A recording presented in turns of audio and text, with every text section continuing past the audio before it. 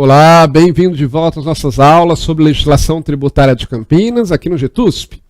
Continuando a estudar sobre IPTU de Campinas, a Lei 11.111 de 2001, nós vamos agora para o artigo 7º, que está lá no capítulo 4 da lei, que fala sobre a inscrição. Vai falar aí do cadastro, do IPTU, tá?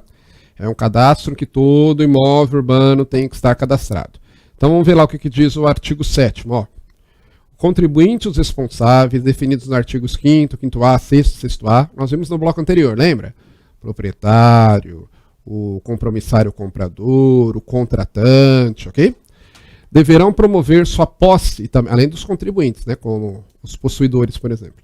Deverão promover sua inscrição no cadastro imobiliário da Secretaria Municipal de Finanças, no prazo de 30 dias, vou colocar aqui a caneta, no prazo de 30 dias da data de constituição da propriedade, domínio útil ou posse do imóvel, mediante exibição à repartição competente dos títulos aquisitivos correspondentes ou de outros documentos comprobatórios de sua titularidade, respeitadas as exigências definidas pela administração tributária, sob pena de incorrer nas penalidades determinadas pelo capítulo 10. Então vamos entender isso daí. Esse é o famoso cadastro do IPTU, o Cadastro Imobiliário da Secretaria Municipal de Finanças de Campinas. Esse cadastro ele tem lá todos os imóveis urbanos de Campinas e tem também os nomes dos contribuintes e dos responsáveis, tá? Se você observar, se você é de Campinas, você pegar lá o carnezinho do IPTU, você vai ver que tem logo naquela que a gente chama de espelho do IPTU, né? É uma das primeiras folhas onde tem ali as informações gerais sobre o imposto. Você vai ver que tem lá o número de inscrição do imóvel no cadastro imobiliário da prefeitura, tá? É um número enorme que traz lá o número de inscrição do imóvel. E como é que a prefeitura sabe para quem vai mandar o carnê do IPTU?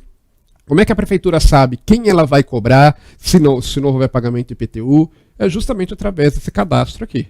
Então esse cadastro ele tem que ser, inclusive, constantemente atualizado pelo contribuinte, tá? Se ele não se cadastrar, digamos, um loteamento que é criado e eles não registram lá na prefeitura, ou então o cara compra imóvel e não vai lá e não passa o nome dele no cadastro da prefeitura. Nesse caso, quem não fizer está sujeito a multa, está sujeito a penalidade, porque é importante, o fisco tem que saber, né, deve saber quem é que ele vai poder cobrar, quem é o contribuinte, quem é o responsável pelo IPTU de cada imóvel, ok? E aí ele vai levar lá na repartição competente os títulos aquisitivos correspondentes ou de outros documentos comprobatórios de sua titularidade. Então vai levar lá, por exemplo, a escritura de compra e venda, se for uma compra e venda, né, feita por escritura. Vai levar lá a sentença judicial, se a propriedade for definida por decisão judicial, e por aí vai, ok? Tem 30 dias, então, da data de constituição da propriedade, domínio útil ou posse do imóvel, para levar lá no cadastro. Tá lá, ó. Parágrafo 1º, continuando. As alterações de dados cadastrais ocorridas posteriormente à inscrição inicial, inclusive anexação, subdivisão, modificação ou loteamento de imóvel, deverão ser formalizadas perante a unidade administrativa encarregada, à luz de certidões expedidas pelo registro público competente ou de demais documentos pertinentes a critério da repartição em igual prazo. Prazo também de 30 dias, tá? Então o que acontece? Você tem um imóvel lá em Campinas, e aí você subdividiu o seu imóvel, por exemplo. Era uma matrícula só e você abriu 2 matrículas. Você tem que ir lá no cadastro da prefeitura e dizer isso, tá? Porque vai ser cobrado, inclusive, 2 IPTUs diferentes. Ou o contrário, uma anexação, né? Você tem 2 terrenos separados, e aí a mesma pessoa comprou os 2 terrenos, um do lado do outro, e ele resolve juntar uma matrícula só. Primeiro ele faz isso no cartório, tá? E depois ele leva lá na prefeitura e diz, olha, houve a anexação das matrículas, né? A matrícula A anexou a matrícula B. E aí, nesse caso, vai ser atualizado o cadastro, ok? Tem que fazer isso também em 30 dias. O que mais? Parágrafo 2º. O reconhecimento de benefício que exonere o sujeito passivo da obrigação tributária principal não o dispensa de promover a inscrição e suas alterações e do cumprimento das demais obrigações acessórias. Então aqui vamos lembrar, algo que até já comentei com você aqui nas aulas de legislação tributária, mas é um conceito lá do direito tributário. O que é a obrigação tributária principal? O que é a obrigação tributária acessória? A obrigação tributária principal, de acordo com o Código Tributário Nacional, é a obrigação de pagar um tributo ou uma multa tributária, tá? Veja, que se não for multa tributária, se for multa de trânsito, qualquer outra multa, não vai interessar para o direito tributário, não é isso? Então não vai ser obrigação tributária. Para ser obrigação tributária principal, tem que ser obrigação de pagar um tributo ou de penalidade tributária, de multa tributária. E existe a obrigação tributária acessória, além da principal, que é a obrigação de pagar o tributo, existe também a obrigação tributária acessória. O que é a obrigação tributária acessória? Também de acordo com o Código Tributário Nacional. É qualquer obrigação tributária que não seja pagamento de tributo nem de multa tributária.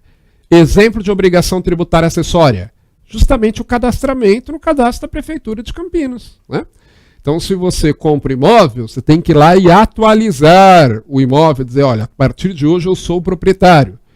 Nesse momento, você não está pagando nada, você não está tendo que pagar um tributo, você está tendo que cumprir uma obrigação que a legislação tributária impõe e que não é pagamento de tributo. Então, uma obrigação acessória. E aí o parágrafo 2º do artigo 7º, ele vai dizer algo, em outras palavras, que o CTN também diz. O CTN ele diz que a dispensa do cumprimento da obrigação principal não implica, não exime o contribuinte do cumprimento da obrigação acessória. Então, o fato da pessoa não ter que pagar o tributo não significa que a pessoa não tenha que cumprir a obrigação acessória. O exemplo de IPTU. Vamos imaginar uma instituição religiosa, né? É que ela tem um imóvel no nome dela, um prédio no nome dela. Ela paga IPTU? Não. A Constituição diz no artigo 150, inciso 6º, que ela não tem, a linha B, que ela não tem que pagar imposto, tá certo? IPTU. Mas ela é obrigada a cadastrar, sim, o imóvel no cadastro da prefeitura, tá? Ela não tem que cumprir a obrigação principal, mas a obrigação acessória prevalece, ela permanece. E é isso que está dizendo aqui. Continuando. Artigo 8º. A administração poderá, mediante disponibilidade parcial ou total dos dados dos contribuintes ou responsáveis, promover ex officio a inscrição, as alterações de dados e o seu cancelamento sem prejuízo das penalidades cabíveis. O que é isso daqui?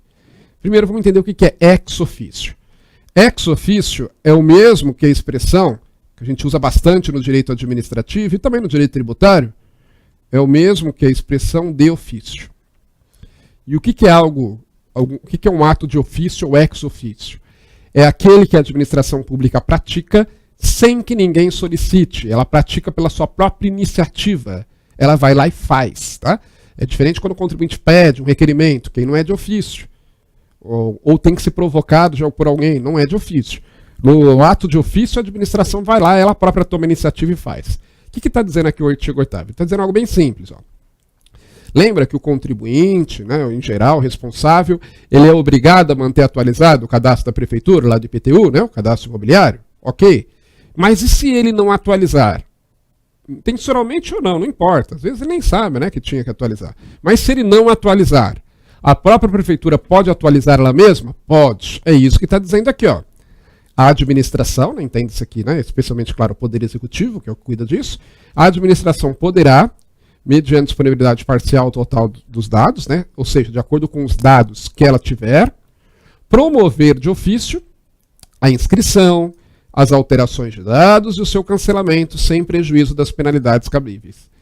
Então, se você compra um imóvel, aquele imóvel que você está comprando de mim lá de Campinas, se você não vai lá depois que você adquirir a propriedade, se você não vai lá e registra na prefeitura, né, não altera o cadastro, e a prefeitura fica sabendo disso, ela própria pode ir lá e alterar. Tá? E coloca o seu nome como atual proprietário. É isso que está dizendo, ok?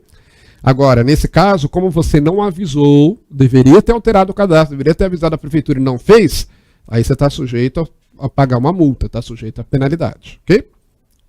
Artigo 9º. Além da inscrição cadastral, a administração tributária poderá exigir do sujeito passivo a apresentação de quaisquer declarações de dados ou outros documentos que entender necessários. Né? Então, o artigo 9º está deixando claro que a obrigação tributária acessória do IPTU pode ir além da mera inscrição, da mera obrigação de atualizar também essa inscrição. A administração pode exigir, mas é claro que tem que ter um decreto, uma portaria, tem que ter um ato oficial dando publicidade. Né? Ela pode exigir do sujeito passivo a apresentação de quaisquer declarações de dados ou outros documentos que entender necessários. Tá? Então, pode chegar, por exemplo, na sua casa lá uma exigência, né, que você preste informações sobre imóvel, por exemplo, Ou então, uma declaração, uma obrigação anual de apresentar a declaração, no caso de alguns sujeitos passivos, ok, pode, mas aí isso vai ser regulamentado. Isso aqui tem que ter uma regulamentação, ou seja, tem que ter um ato infralegal, como um decreto, portaria, instrução normativa, o que seja.